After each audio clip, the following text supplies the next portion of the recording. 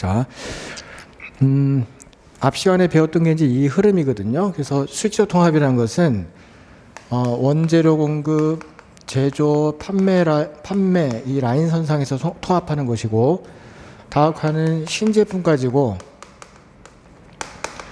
신시장 가서 이제 성장을 추구하는 것이다. 그래서 이제 위험의 크기로 보면은 얘 위험보다는 얘 위험이 더 크다. 그리고 요것끼리 비교하면 또 얘 위험보다는 얘 위험이 더 크다.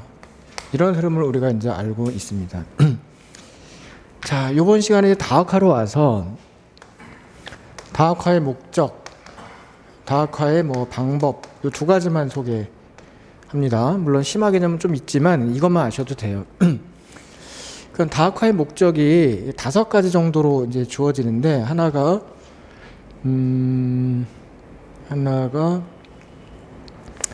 성장 추구. 이제 요게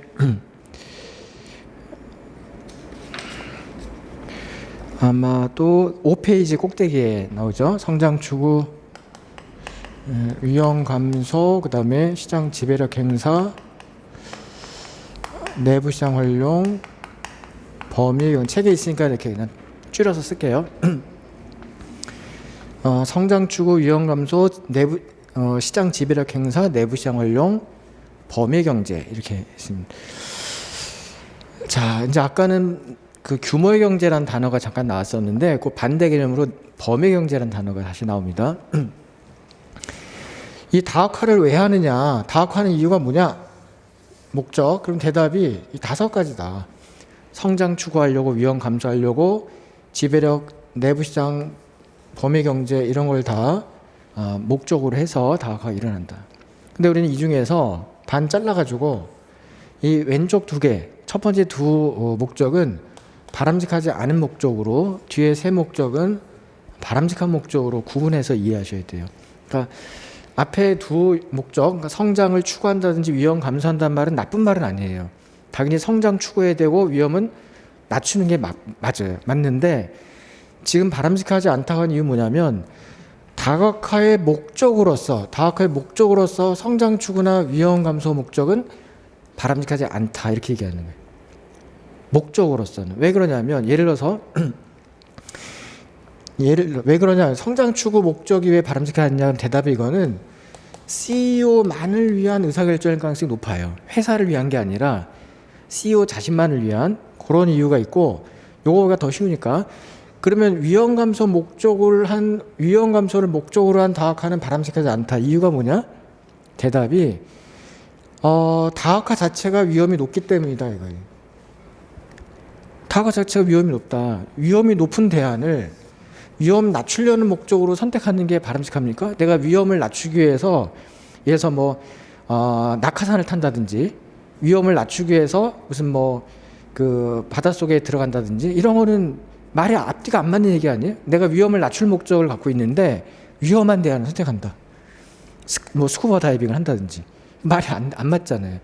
그러니까 다학화의 목적으로서 이 2가지는 바람직하지 않다. 이 뒤에 3가지는 바람직하지만, 이 성장 추구 목적도 바람직하지 않은 이유가 뭐냐면 CEO 자신만을 위한 경우가 많다. 예를 들어서 어떤 경영자가 어떤 회사를 정말 잘 운영해갖고 국내 탑이 됐어요.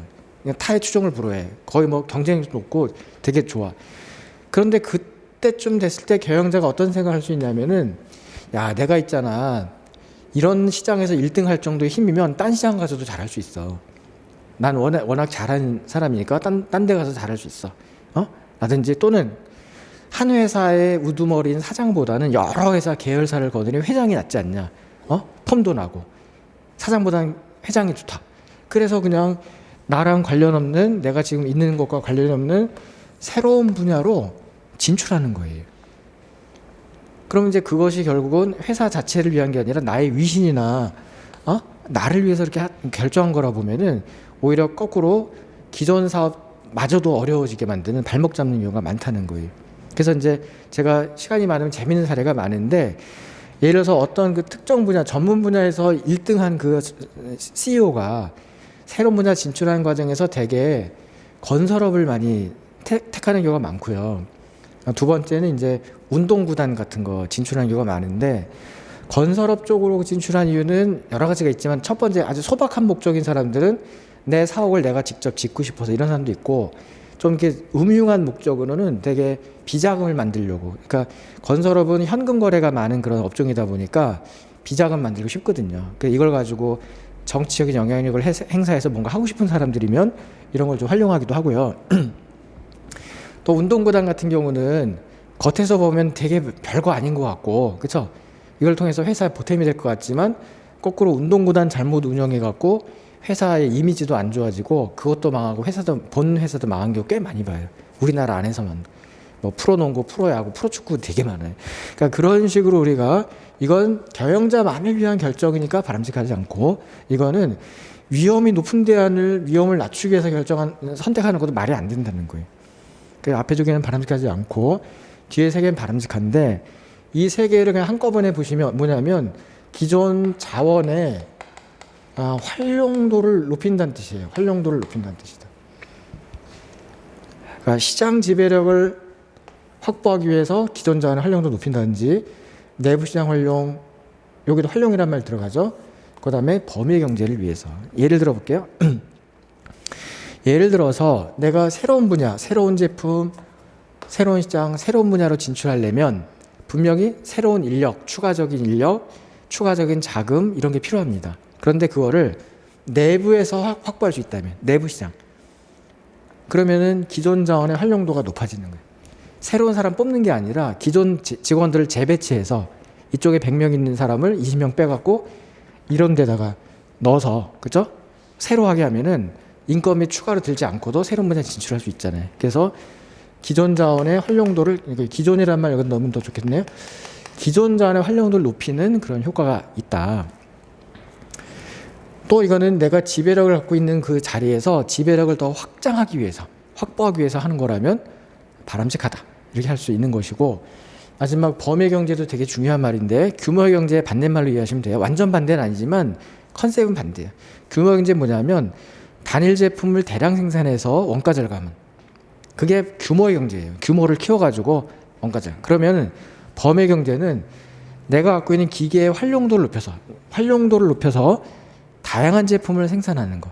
그러니까 한 제품 생산하는 것보다 여러 제품을 동시에 생산하는 것이 나한테 더 유리한 상황이 있어요. 그거를 우리가 다양한 기존 기계의 활용도를 높여서 다양한 제품을 생산할 수 있는 힘, 그게 있다면은 이런 다각화는 바람직한 다각화다, 이렇게 보자는 거예요.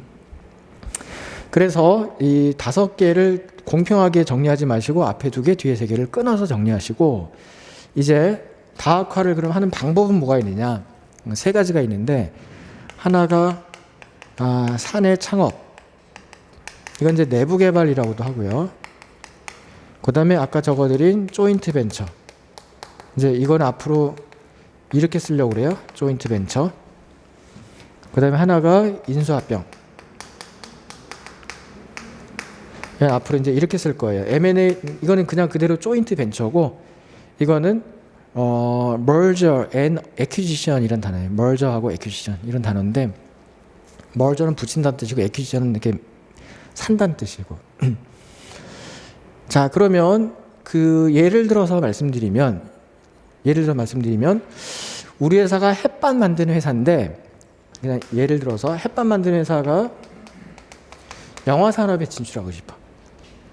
영화 산업에, 그렇죠? 그럼 이제 그건 일단 다각화인데, 햇반과 영화는 제품도 다르고 시장도 달라요. 그래서 이제 다각화인데 그 방법이 3가지가 있다. 하나 이건 뭐냐면 내가 직접 감독 뽑고 배우 뽑고 영화 기자한테 사서 내가 직접 영화사를 차려서 진출하는 거예요. 직접 진출하는 거예요. 직접. 이건 뭐냐면 잘 나가는 영화사하고 50% 내외 정도의 지분을 가지고 진출하는 거예요. 5대5 정도. 물론 49대 51도 상관없고 51대 49도 상관없는데 대개 한 5대5 정도로.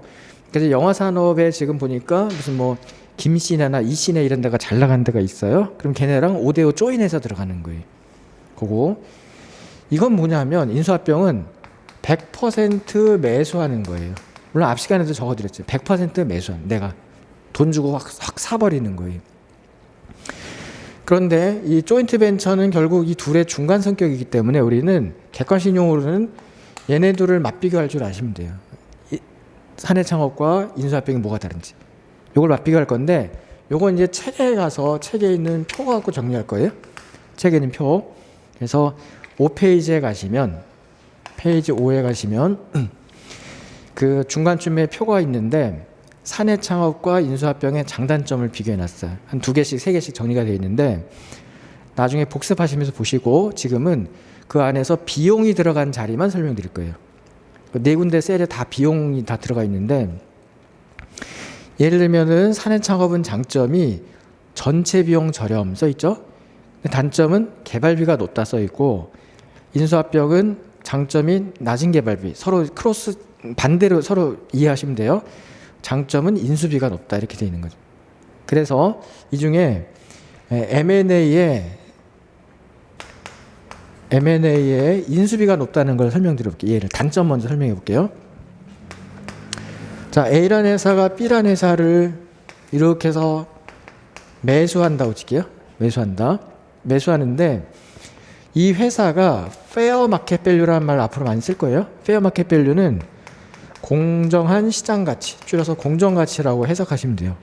페어 마켓 밸류가 100억짜리 회사다 칠게. 100억짜리. 이 회사를 내가 사는데 얘한테 내가 캐시를 줍니다.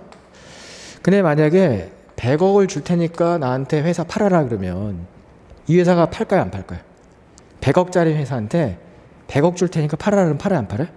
안 팝니다. 왜 안 파냐면은 100억이면 딴 데 팔 때도 많아요, 지금 현재. 응? 굳이 너한테 팔 필요 없는 거고, 그죠? 그래서 이제 안 판다 이렇게 생각할 수 있는데 그러면 그래? 그러면은 120억 줄 테니까 팔아라 그러면 팔아요. 20억 버는 거니까, 그죠? 그러면 예를 들어서 이게 지금 단점이 뭐냐? 인수비가 높다는 거예요. 100억짜리 회사를 비싸게 산다는 거예요. 100억짜리 회사를, 그죠? 그러면 요거를 조금만 왼쪽으로 쓰고 120억 쓰고 이 B회사 입장을 먼저 보면 B회사 입장은 100억짜리 회사를 120억 팔았으니까 빼면은 20억 정도가 지금 남는 거예요. 얘는 이제 남는 장사 한 거잖아요. 요 20억을 이제 뭐라고 그러냐면은 재무관리에서는 이거를 합병으로 인한 차익이라고 불러요. 합병 차익 부릅니다. 그 다음에 이거를 회계학에서 뭐라고 그러냐면 회계학에서는 이거를 영업권이라고 불러요. 다 나중에 합니다. 영업권. 그래서 이 회사의 영업 능력을 가지고 계산한 가치보다 비싸게 팔면 그 차이를 영업권으로 회계 보고합니다. 그 다음에 일반 실무에서는 이거를 보통 권리금이라고도 합니다. 권리금. 예를 들어서 이제 명동에 있는 어떤 포장마차가 하나 있는데 엄청 뭐 일본 애들도 많이 오고 중국 애들 많이 와서 굉장히 잘 되는 데가 있어요. 그럼 걔네들이 그 가치를 평가했더니 무슨 뭐 회계사나 간평사 이용해서 가치 평가했더니 100억 정도 된다 칠게요. 물론 과대평가됐지만 100억 정도 과장되지만 1억이라 할게. 1억. 그러면 1억 정도가 돼 있는 거를 야, 너 1억 정도 가치니까 1억 줄 테니까 나한테 넘겨라 그러면 넘겨요, 안 넘겨요? 안 넘깁니다. 왜냐면은 그 정도 가치면 딴 데도 다 팔 때도 많고 그렇기 때문에 뭐라고 그러냐면 야, 내가 요 자리에서 한 30년 했기 때문에 단골 진짜 많다. 너는 그냥 여기서 가게만 열어도 무조건 기본 수입은 생긴다. 1억 갖고 말도 안 돼. 1억 2천 줄게 그러면은 팔 수 있어요. 그죠? 1억짜리니까. 근데 그걸 우리는 보통 실무에서 뭐라고 하나? 권리금 2천만 원 권리금 줄 테니까 나한테 이제 넘겨라. 이런 의미랑 똑같다는 거죠. 자, 그러면 이제 생각해 보세요. 그러면 얘는 이 20억 이익 남으니까 이런 거래를 허락할 수 있는데 얘는 바보입니까? 100억짜리 회사 배기수 좀 20억 비싸게 산 건데 바보예요, 아니에요? 비싸게 샀어요, 얘는. 바보가 아닙니다. 왜냐하면은 이 둘을 합쳐서 이게 한 회사가 됐어요. 이렇게 한 회사가 되고 나면 이게 둘이 시너지가 생겨요. 그러니까 나는 진짜 잘 파는 사람이고 얘는 잘 만드는 사람이. 그래서 둘이 한 몸이 되면은 아이템도 더 잘 개발해서 더 잘할 수가 있어. 그래서 얘를 150억짜리를 만들 수가 있어. 얘 혼자 있을 때보다 나랑 잘 조화시키면 시너지가 생기면은 얘를 150억 만들 수 있어. 그럼 나는 얼마 번 거예요? 나는 30억을 번 거야. 120억 투자해서 150억을 벌었기 때문에 30억을 번 거라 나는. 그죠? 요것 뭐다? 요것도 합병차익이에요. 그래서 나중에 혹시 재무관리에서 합병차익 구하는 문제가 나오면 요거는 피합병회사의 합병차익이고 요건 합병회사의 합병차익이. 이건 A기업의 합병차익이고 이건 B기업의 합병차익이에요. 이건. 그죠? 근데 우리는 뭐 지금 회계나 재무하자는 얘기는 아니니까 이제 다시 돌아와서 합병의 인수합병의 가장 큰 단점이 뭐냐면 인수비가 비싸다는 거예요. 다시 말하면 100억짜리 회사를 100억에는 못 사고 이렇게 좀 비싸게 산다는 거예요. 인수비가 비싸다. 단점. 그죠? 대신에 얘는 인수비는 싸요. 왜냐면 내가 직접 그 영화 기자재도 사고 배우도 뽑고 감독도 사고 그럴 때는 그냥 공정가치로 사면 돼. 맞죠? 공정가치. 그러니까 이제 얘는 영어로 얘기하면 셋업비인데 출발할 때 비용은 얘가 싸요. 사업 시작할 때 비용은 얘가 싼데 얘는 사업 시작할 때 비용은 얘가 비싸. 비싸게 사니까. 그쵸? 그런데 사업을 진행할 때는 어디가 돈이 많이 들어요? 위가 훨씬 많이 들어. 왜냐면 여기는 내가 처음 하는 거기 때문에 시행착오가 많아요. 그죠?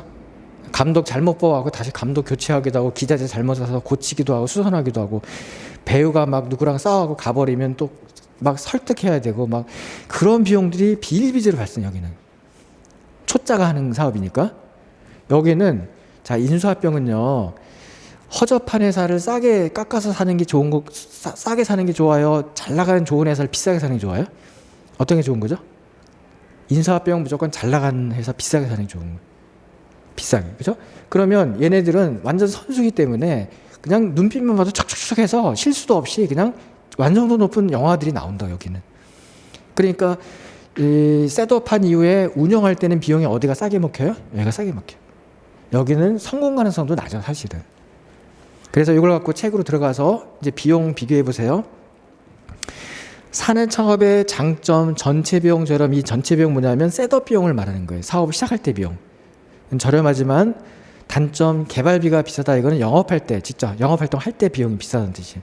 반면에 그 옆에 인수합병은 장점이 낮은 개발비. 낮은 개발비냐면 영업을 할 때 사업을 진행할 때 비용이 싸다는 뜻이고 내려와서 인수비가 높다는 건 셋업 비용이 비싸다는 뜻이에요. 경영하고 외우지 마세요. 그냥 맛비교만 잘하시면 돼. 그래서 요 둘을 맛비교해서 우리가 어떨 때는 이거 이렇게 선택해서 가시면 되는 거예요. 됐고 이제 연관된 주제가 하나가 남았고요. 그거 하고 시간이 남으면 다음 주제를 제가 좀 더 땡겨서 할 거고 시간이 얼추 비슷하면 거기서 마칠게요. 자 그러면은 이제 추가로 할 얘기가 뭐가 있냐면 그동안 우리가 이 성장 전략을 해왔는데 성장 전략 얘기를 해왔는데 얘랑 유사한 개념이 하나가 또 있는데 그게 뭐냐면 국제화라는 개념이에요. 국제화는 원래 엄밀히 말하면 그 사업 영역이 해외로 넓어지는 거잖아요. 지역적으로 넓어지는 걸 국제화를 하지만 이게 다른 나라로 넘어가면 말도 다르고 제도도 다르고 다 다르기 때문에 거기서도 사업할 정도면 그 기업의 본질이 퀄리티가 높아졌다고 보셔야 돼요. 성장했다고 보셔야 돼요. 그죠? 그래서 이 국제화라는 것은 성장과 논리나 패턴이 비슷해요. 자, 그럼 요거 얘기 좀 쭉 해볼게요. 근데 좀 지우기가 좀 아까우니까 일로 와서 그냥 위에 공격 성장 전략에서는 개별 기업이 수직적 통합, 그 다음에 다학화.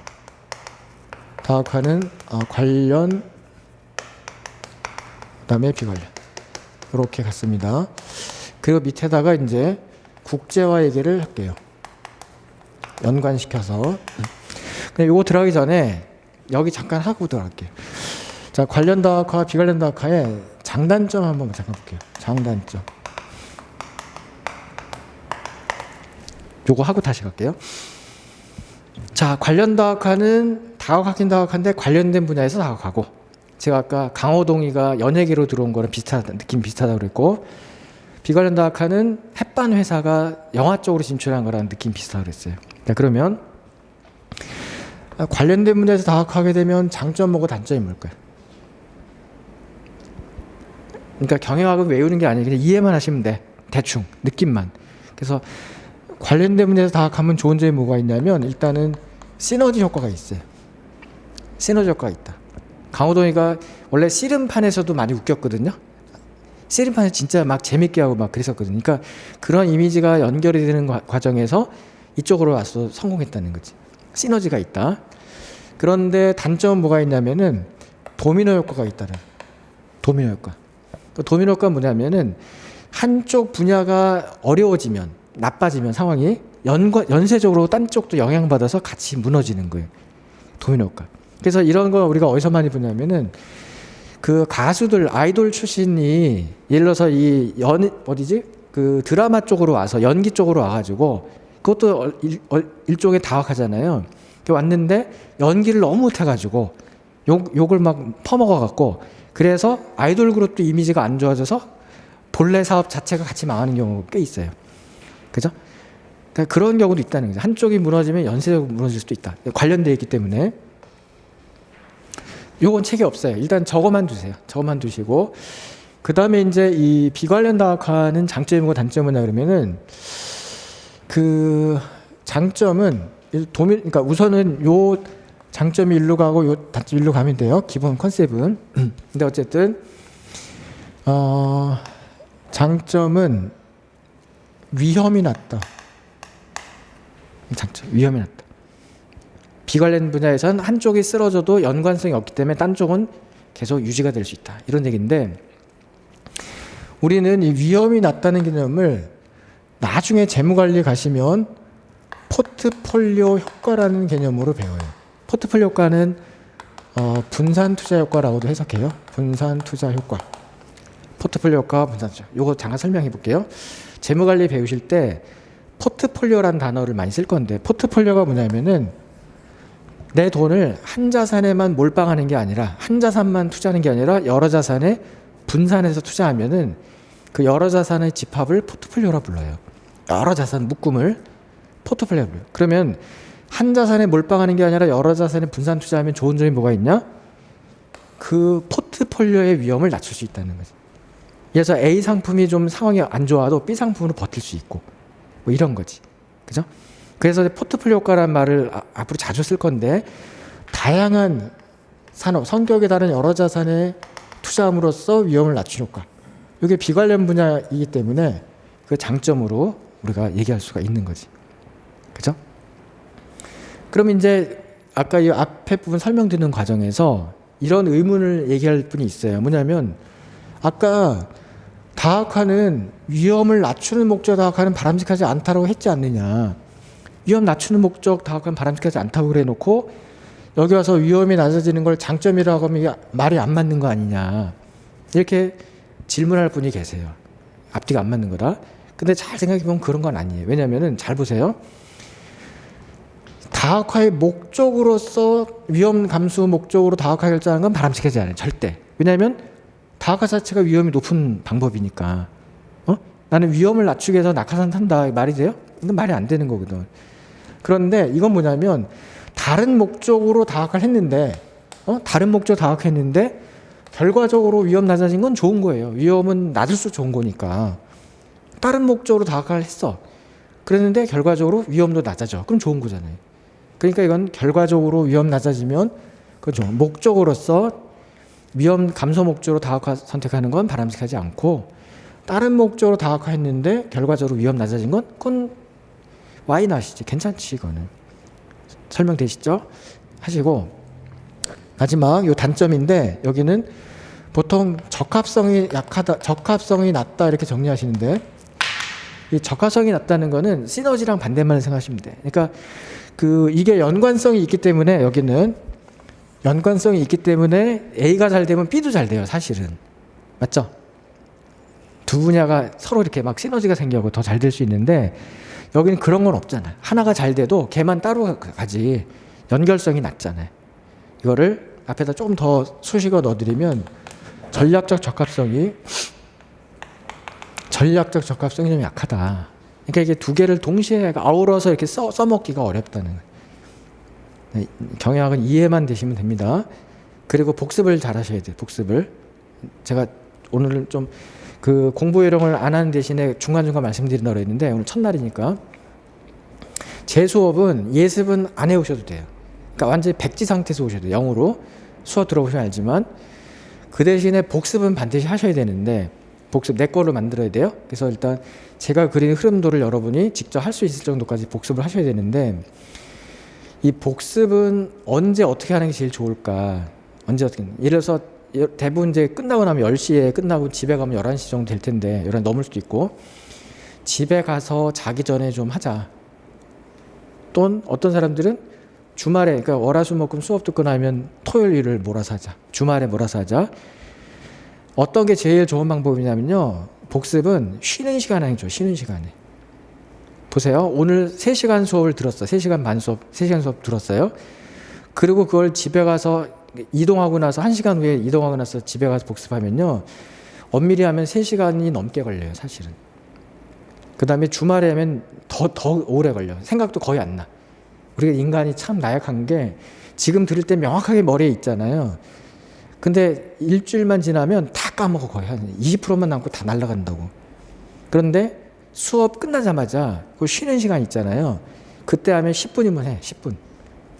이렇게 선명한 거를 딱 보면서 한 번 전체 다 훑고 어렵거나 중요한 건 좀 별표하고 이렇게 해서 만들어 놓으면은 훨씬 효율적으로 공부하는 거예요. 저는 항상 강조하는 게 효율적 공부이기 때문에 복습은 어차피 하셔야 되는데 언제 하는 게 좋냐? 쉬는 시간. 그럼 좀 이따 이제 수업 끝나잖아요. 그러면 바로 일어나서 집에 가지 마시고 집이 멀지 않고 차만 안 끊기면 여기 앉아서 10분을 하고 일어나세요. 근데 그게 습관이 되면은 돼요. 근데 이제 남들이 막 일어나서 가면은 잘 안 돼. 나도 막 가고 싶고 그래서. 근데 이거를 오늘 첫날이니까 결심하셔가지고 나는 수업 끝나자마자 그 자리에서 바로 화장실도 갔다 오지 마시고 복습을 하고 갔다 오세요. 그걸 습관을 만드셔야 돼. 그래서 10분으로 앞에 1시간을 커버하시는 게 되게 중요해요. 그리고 주말에 한 번 더 하든지 하시고 그 얘기가 왜 생각났냐. 어쨌든 지금 요 단점 전략적 적합성이 없다. 그죠? 연관성이 없기 때문에 하시면 되고 자 일로 올게요. 이게 이제 오늘 마지막 주제인데 이 국제화도 성장이랑 비슷하다. 그러니까 지역적으로만 넓어지는 게 아니라 그 기업의 퀄리티가 높아지는 거다. 경쟁력이. 그래서 우선 요 흐름을 그대로 연결드리면 여기가 국내 기업이래요. 국내 기업. 자, 국내 기업이 성장하는 과정이 첫 번째는 수출, 그 다음에는 계약에 의한 진출, 그 다음엔 해외 직접 투자. 그러니까 요거를 조금만 제가 왼쪽으로 옮길게요. 이거를 좀 줄이면 되겠거든.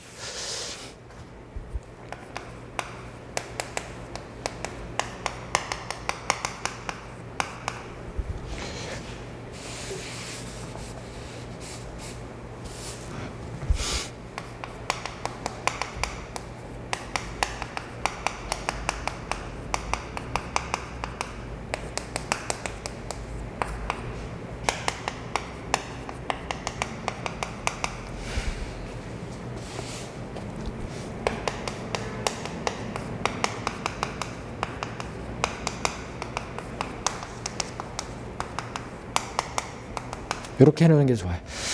자, 그래서 국제화도 역시 가장 중요한 순서입니다. 방향도 중요하지만 순서가 일단 중요한데 국내 기업이 이 국내에서 경쟁력을 완전히 확보해서 국내에는 거의 경쟁자가 없어. 타의 추종을 불허해. 그렇죠? 그러면 자연스럽게 해외로 눈을 돌리는 게 맞아요. 시장이 크니까. 근데 진출한 첫 번째 방법이 수출. 그 다음에는 계약에 의한 진출, 그 다음엔 직접 해외 직접 투자. 이렇게 큰 줄기는 이렇게 두 단계가 있습니다. 자, 우리는 여기 수출이라는 거는 엄밀히 말하면 국제화는 아니에요. 왜냐하면 이거는 물건만 해외로 나가는 거지 우리 회사나 우리 몸이 나가는 건 아니거든요. 그래서 엄밀히 말하면 여기서부터가 국제화인데 자, 수출 먼저 한번 가볼게요. 수출은 다시 둘로 나눠서 간접 수출과 직접 수출로 다시 나눌 수가 있어요. 간접 수출, 직접 수출. 그 중에 간접 수출이 뭐냐? 간접 수출은 그러니까 무역회사를 이용한다. 무역회사를 활용한다. 이렇게 해볼게. 무역회사를 활용해서 수출하는 거고, 그럼 직접 수출은 내가 직접 수출하는 거예요. 직접. 그러면 여기서도 순서가 중요한데 간접 수출을 먼저 하고 직접 수출을 나중에 하는 이유가 있다. 왜 얘를 먼저 나중에 할까요? 대답은 오늘 머릿속에 꼭 남아야 될 단어 중에 하나가 위험이 위험. 얘 위험보다 얘 위험이 더 크기 때문이다 이거죠. 그죠? 그러니까 결론적으로는 얘가 위험이 낮고 얘가 높다는 얘기인데 무역회사를 활용하면 왜 위험이 낮냐 그러면 얘네들은 그 나라에 벌써 수십 년간 사업을 했던 잔뼈가 굵은 그런 기업이고 그 나라의 어떤 상황, 특성 이런 걸 다 알고 있는, 그러면서도 단골도 가지고 있는 그런 회사이기 때문에 물건을 충분히 안전하게 팔 수 있어요. 대신에 뭐가 문제냐면 수익은 낮을 수가 있어. 왜?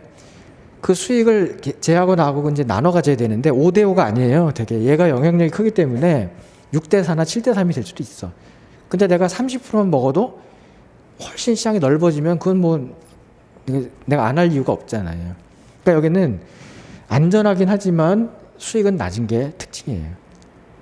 근데 내가 직접 수출하기 시작하면 바이어 직접 만나서 계속 이렇게 협상해야죠. 계약해야죠. 물건 보내야 되고 뭐 송장 써야 되고 뭐 그쵸? 인보이스 만들고 뭐 나중에 돈 받을 것까지 생각하면은 언어도 잘 안 되고 어떤 생활권도 다른데 쉬운 게 아니에요. 이 자체만 해도. 그러니까 자연스럽게 위험은 높지만 수익은 내가 100% 다 먹는 거니까 여기 일단 수익은 여기가 높겠죠. 그러고 나서 더 자신 생기면 이제 진출을 하는데 계약의 진출은 뭐냐면은 이건 뭐냐면은 현지 파트너를 이용하는 거예요. 현지 파트너 활용하는 거예요. 현지 파트너 활용하는 건데 이 현지 파트너 활용하는 방법이 많은데 첫 번째가 라이센싱, 두 번째가 프랜차이징, 그 다음에 뭐 생산 계약, 그 다음에 턴키 방식, 그 다음에 뭐 조인트 벤처, 그 다음에 뭐 더더더 이렇게 해서 방법은 굉장히 많아요. 자, 이 중에서 가끔 시험에 나오는 게 뭐냐면 라이센싱과 프랜차이즈의 차이점이 뭐냐 이걸 이제 물어보는데 둘 다 일단 개념은 비슷해요. 개념은 비슷한데 일단 결론적으로 얘기하면 얘가 더 큰 개념이다, 그치? 라이센싱보다 프랜차이징이 더 크다. 그러니까 라이센싱은 예를 들어서 대개는 상표 아니면 특허 이 정도를 빌려주고 쓰게 하고 로열티를 받는 거예요. 로열티. 근데 로열티가 좀 생각보다 낮고요. 프랜차이징은 상표 특허뿐만 아니라 우리 회사의 뭐 제조 방식, 마케팅 방식, 인테리어 이런 것까지 다 중앙 본사가, 본국 본사가 해외 지사한테 다 정해주고 해외 지사는 그냥 본사에서 하라는 대로만 하면 되고 그 대신에 로열티가 생각보다 높고, 그죠? 그래서 이쪽은 로열티가 생각보다 낮아서 놀랄 거고 여기는 3%에서 5% 정도밖에 안 되는데 이쪽은 또 생각보다 높아요. 한 20%? 15%, 20% 이 정도 됩니다. 그러니까 요런 차이점을 이해하시면 되고요. 생산 계약 그러면 이거는 그냥 해외 하청 정도 생각하면 돼요. 아까 아웃소스 해외 하청 정도 생각하시면 되고, 그 다음에 턴키 방식 요게 조금 이제 중요한데 턴키 영어로는 턴키 베이스인데 이 턴키라는 게 의미가 두 가지로 쓰여요. 국내에서는 실무적으로. 그래서 두 가지를 다 소개할 테니까 하나는 일괄수주 이런 의미로도 쓰이고 있고요. 하나는 운영권, 공장의 운영권을 이양하는 이렇게 두 가지 의미가 있는데 실무상으로는 이게 더 많이 쓰이고 교과서에서는 이게 더 중요하고 교과서에서는 얘가 더 중요하고 이렇게 구분하시면 돼요. 위에 거 먼저 설명해 볼게요. 일괄수주. 이 턴키라는 용어가 제일 많이 쓰이는 게 건설업 쪽인데 예를 들어서 뭐 요즘에는 건물이나 교량 이런 거 큰 거 하나 지면 뭐 몇 천억에서 조 단위까지 가잖아요. 그렇게 이제 사이즈도 크고 가치도 높아졌는데 예를 들어서 이제 뭐 정부든지 어떤 큰 업체가 건물 하나 짓는 거 아니면 뭐 이런 것들이 몇 조짜리 그 건설을 일단 예를 들어서 발주를 낸다고 칠게요. 예, 건설 관련된 발주를 내면 이제 뭐 입찰도 하고 그럴 텐데 그거에 입찰에 응할 수 있는 자격 있는 업체들 1군 업체 이렇게 부르잖아요. 이런 업체들이 많지는 않아요. 그렇죠? 뭐 현대나 삼성이나 이렇게 유명한 회사들이 일단 잡습니다. 걔네들 1군 업체를 하는데 얘네가 이 큰 프로젝트 건설 프로젝트를 잡았어요. 그러면 이걸 자기네들이 직접 공사를 할까요? 아니면 2군 업체들한테 쭉 이렇게 분할해서 다시 아웃소싱 줄까요? 대개 2군 업체들한테 아웃소싱 줍니다. 쪼개가지고. 왜냐하면 이 건설 안에는 보면은 성격이 다른 이 기능들이 많아요. 예를 들어서 제일 먼저 하는 게 토목, 땅 파고 막 이런 정지 작업의 토목. 그 다음에 건축, 그쵸? 건물 올리는 거. 그 다음에 이제 뭐 인테리어, 전기, 수도 뭐 이런 것도 있고 아웃테리어, 외관 뭐 이런 것도 있고, 그쵸? 근데 다 잘하는 사람이 있기 때문에 혼자 다 종합적으로 하는 게 아니라 일괄적으로 내가 수주를 해서 일괄 수주를 한 다음에 1군 업체가 이걸 가지고 어떻게 하냐면 2군 업체들은 쪼개서 이렇게 나눠줘요. 그럼 2군 업체들을 받자마자 자기가 직접 할까요? 또 아래 하청업체 또 잡아서 나눠줄까요? 또 하청업체 이 3군 업체, 동네 업체까지 쫙 가요. 그러면서 그 회사들은 그냥 자기가 직접 하는 거 아니고 관리 감독만 하면서 마진은 엄청 먹어요. 그 밑에서 아주 짜게 주고. 그죠? 그렇게 해서 이제 사업들이 되게 진행되는데 그럴 때 1군 건설업체가 따내는 거를 일괄 수주. 처음부터 끝까지 다 맡아서 하는. 그게 이제 턴키라고 얘기하기도 하고 교과서적인 얘기는 공장의 운영권을 이양하는 건데 예를 들면 과거에 기아 자동차가 인도에다가 자동차 생산 공장을 세워놓고 그러고 나서 그 운영권을 아예 인도 업체한테 주고 나옵니다. 그죠? 그러면은 그냥 판 거로 끝난 거 아니냐? 아닙니다. 왜냐하면 그 공장에 원재료가 다 우리께가 들어가요. 우리 부품 가져가서 조립해서 나가니까 브랜드나 회사 이름은 다 인도 회사지만 사실은 우리께 계속 수출되는 거랑 마찬가지. 그래서 요 턴키는 뭐냐면 키를 돌린다는 거예요. 턴키. 그래서 이제 공장 시동 쫙 하는 거 그거를 넘기는 거예요. 그렇죠? 어쨌든 이것도 조인 개념이에요. 현지 파트너를 활용하는 개념이에요. 내가 직접 인도에 가서 공장을 세워서 내가 직접 만들어서 직접 하는 게 아니라 턴키 하도록 공장 운영권을 넘겨서 우리 물건 취급하도록 하는 것이다. 이렇게 보시면 됩니다. 이건 아까 했고 자 그러면 이거보다 한 번 더 해볼게요. 계약의 진출과 해외 직접 투자를 보면 순서가 있는데 얘를 먼저 얘를 나중에 합니다. 이유가 뭘까요? 위험 얘기 위험.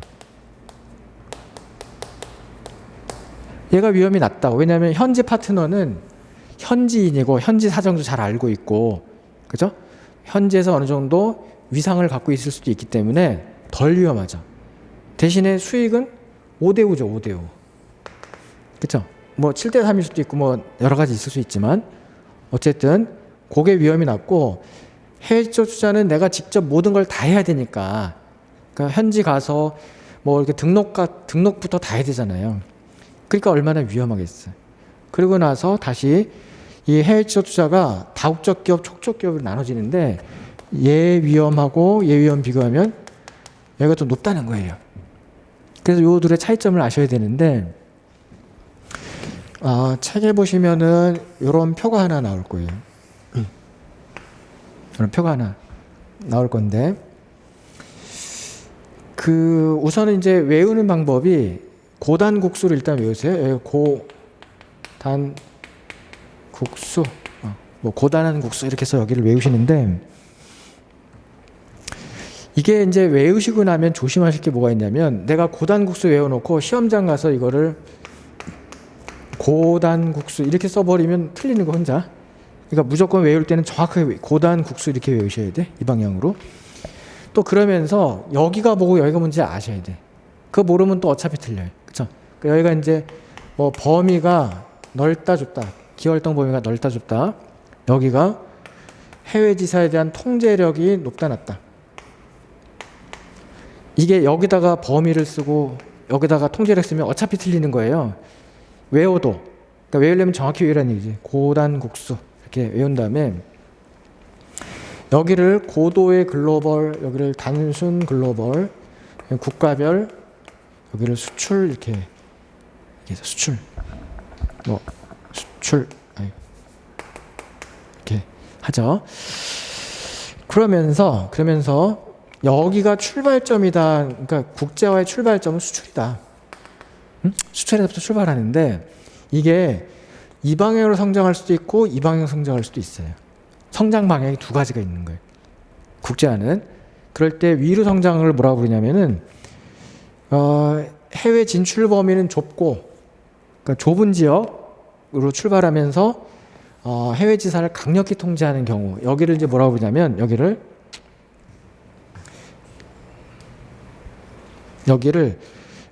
본국 중심주의, 이렇게 본국 중심주의 이렇게 부르고, 또는 일본식 다국적 기업 이렇게 부릅니다.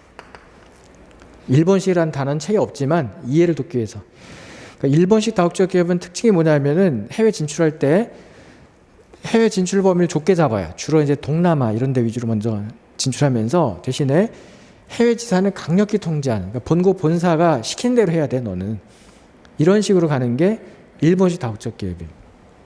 반면에 이쪽 방향으로 가면요, 여기를 현지 중심주의라고 부르고, 현지 중심주의, 또는 요거를 서양식 다국적 기업 이렇게 불러요. 물론 책에는 다국적만 써 있을 거예요. 서양식 다국적 기업 이렇게 구분하자는 거죠. 그래서 이 서양식 다국적 기업은 어떤 특징이냐면 전 세계 동시다발적으로 진출합니다. 물론 이게 예전에 이제 제국주의 시대 이럴 때 다 퍼져 있는 게 있어서 그런지 모르겠지만 어쨌든 전 세계 동시다발적으로 진출하면서 대신에 해외 지사한테 그냥 네가 알아서 해. 그렇죠? 네가 알아서 해. 그냥 권한을 현지 중심주의로 주는 거예요. 이거를 서양식 다국적 기업 이렇게 하시고, 여기는 보통 세계 중심주의라고 하면서 이게 뭐냐면 초국적 기업이 되는 거예요. 초국적 기업 되는 거예요. 그래서 우리는 일단 러프하게 다국적 기업, 초국적 이렇게 썼는데, 다국적 기업은 두 종류가 있고 초국적 기업은 하나가 있고 궁극적인 곳이고, 이렇게 정리하시면 됩니다. 자, 조심하실 건 뭐냐면 여기를 진출 범위가 넓고 해외 지사를 강력히 통제한다 그렇게 말하면 안 되고, 여기는 그런 뜻이 아니라 여기는 본국 본사와 해외 지사가 동등한 힘을 가지고 서로 협력하면서 일을 하는 거예요. 그러니까 얘네들은 한쪽 힘이 강하잖아요. 본국이 힘이 강하고 현지가 강하잖아. 여기는 본국 본사와 해외 지사가 서로 협력하면서 어떤 때는 분업하고 역할을 나눠가지고 동시에 협력하면서 진행되는 경우를 말한다. 그렇게 이해하시면 되고, 그게 세계 중심주의 초국적 기업이고, 그럼 결론적으로 국제화하는 방향이 이렇게 가는 방향이 하나가 있고 이렇게 가는 방향이 두 가지가 있다는 거죠. 근데 일본식은 이렇게 발전해 갖고 서양식은 이렇게 발전해겠다. 이렇게 정리하시면 되는 거예요. 자, 그럼 일단 오늘의 목표는 다 끝냈고, 6페이지 아래 가시면 경영 산책의 블루오션이라는 거 있잖아요. 요거 하나만 하고 이제 마칠게요.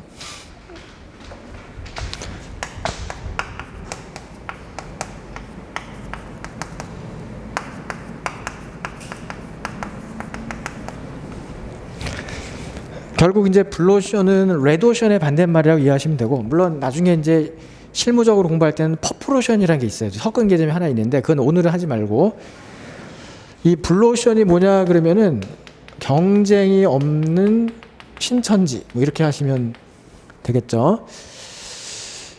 경쟁이 하나도 없는 새로운 좋은 땅 이런 뜻인데, 신천지라는 용어를 어떤 종교단체가 지금 선점에 쓰는 바람에 이미지는 좀 안 좋아졌어요. 어쨌든 경쟁이 없는 신천지이고, 그럼 레드오션은 뭐냐면 이거는 경쟁이 심해서 싸움이 많이 일어나고 싸우다 보면 피터지다 보면 바다 색깔 빨개지고 이런 걸 말하는 거겠죠. 그런데 이 블루오션이란 용어가 중요한 게 아니라 블루오션 전략이 중요해요. 블루오션 전략. 나중에 심화 개념 하면 더 할 게 있지만 오늘은 블루오션 전략이 2단계 구조로 이루어져 있다. 요것만 잠깐 소개하려고 그래.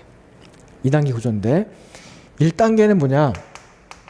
1단계는 블루오션을 발견하는 거예요. 발견. 어디가 블루오션인지 이걸 찾는 게 일단 1단계고 2단계가 중요한데 2단계는 뭐냐면 그 블루오션에서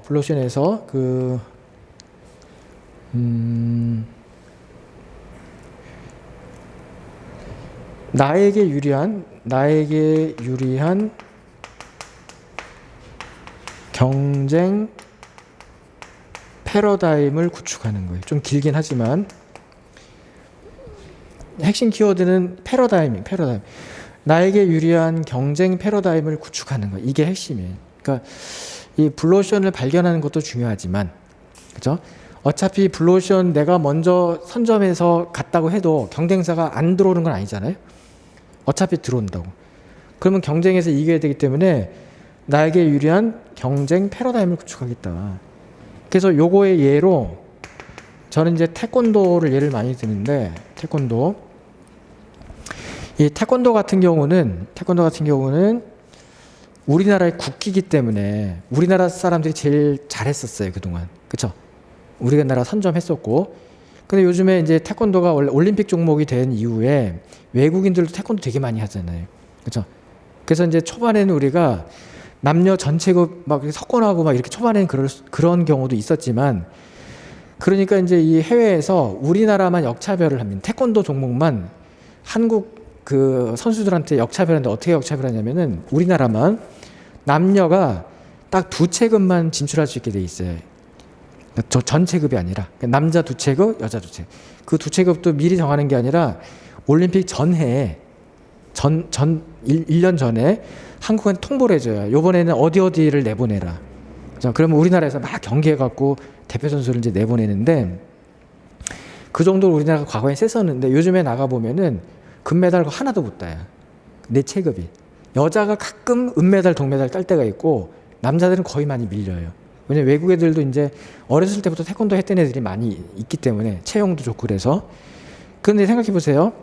이제 여기가 태권도는 우리나라가 제일 먼저 잡았던 데인데 요즘에 힘들다고. 경쟁 패러다임을 구축해서 어떻게 하냐면은 제일 쉬운 게 태권도의 룰을 우리나라 사람에게 유리하도록 만드는 거지. 예를 들면 서양 애들은 등치가 크고 힘이 좋은데 우리나라는 등신 작지만 왜소하지만 아주 민첩하다고 칠게요.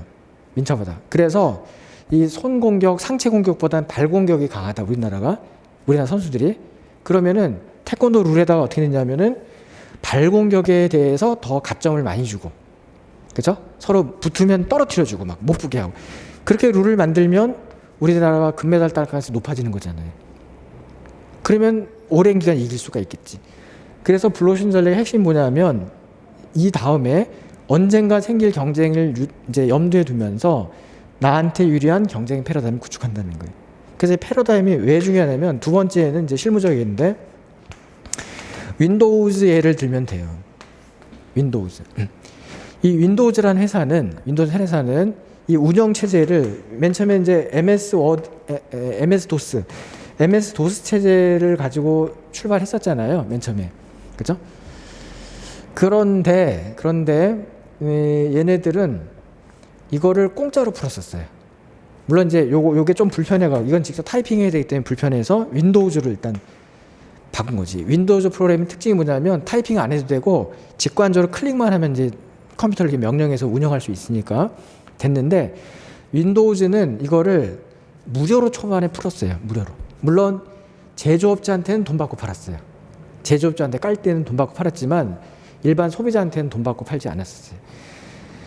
그러니까 이게 공짜다 보니까 엄청나게 퍼져서 윈도우즈를 이기려는 프로그램을 사람들이 만드는 게 아니라 윈도우즈를 활용한 프로그램들, 그러니까 응용 프로그램들, 애플리케이션을 많이 만들었어요. 그러니까 윈도우즈를 이용한 계산 프로그램, 윈도우즈를 이용한 워드 프로그램, 윈도우즈를 이용한 미디어 프로그램, 이런 것들이 막 활성화되니까 전 세계 한때는 뭐 90몇 %까지 점유율이 올라갔잖아요.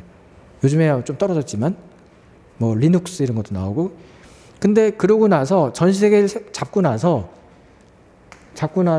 그 다음부터 유료화했어요. 그죠? 개인한테도 돈 받고 팔고 이렇게 유료화했잖아요. 근데도 딴 데 못 넘어가고 계속 지불하게 된다는 거지. 그래서 세계적 기업이 됐잖아요. 그러니까 이 경쟁, 여기가 중요한 게 아니라 이게 더 중요하다. 경쟁 패러다임을 잘 구축해 놓으면 오랜 기간 그 시장에서 1등할 수 있다. 그런 의미에서 우리가 블루오션 전략까지 일단 했습니다. 다음 주에 오시면, 다음 시간에 오시면 뭘 할 거냐면은 여기 두 번째가 사업부 전략인데, 사업부 전략은 어떻게 가는 게 좋겠냐, 그래서 좀 방법 찾는 거. 그래서 요 얘기를 할게요. 요 얘기를. 그래서 시간이 많으면 복습도 하면서 갈 텐데 아마 그렇게 시간이 나지는 않을 거예요. 그래서 그냥 바로 이어서 쫙 이어서 갈 테니까 오늘 배운 내용에 대해서 복습 좀 잘 하시고, 그래서 완전히 뭐 용어가 다 기억 안 나셔도 되는데 흐름은 막 대충 뭐 다음에 뭐 왜 얘 다음에 왜 얘가 왔는지 이런 거를 좀 연결해서 잘 정리하시면은 좋을 것 같습니다. 됐죠? 오늘 수업 여기까지만 할게요. 자, 다음 시간에 뵙겠습니다.